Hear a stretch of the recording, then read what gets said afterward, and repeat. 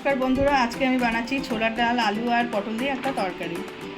তার জন্য আমি এখানে ছোলার ডাল আর আলু সেদ্ধ করে নিয়েছি, পটলটা লাল লাল করে ভেজে নিয়েছি, আর কিছু গুঁড়ো মশলা নিয়েছি, ধনে গুঁড়ো, জিরে গুঁড়ো, লঙ্কার গুঁড়ো, হলুদ গুঁড়ো, নুন আমি নিয়েছি।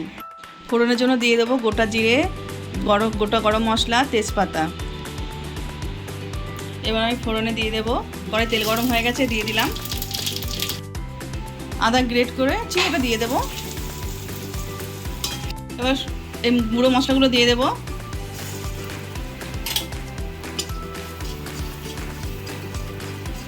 একটু জল দিয়ে কষিয়ে নেব।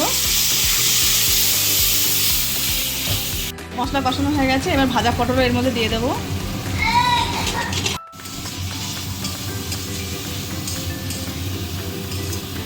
এবার আমি ছোলা ডাল সেদ্ধটা ওই মশলার মধ্যে দিয়ে দেবো।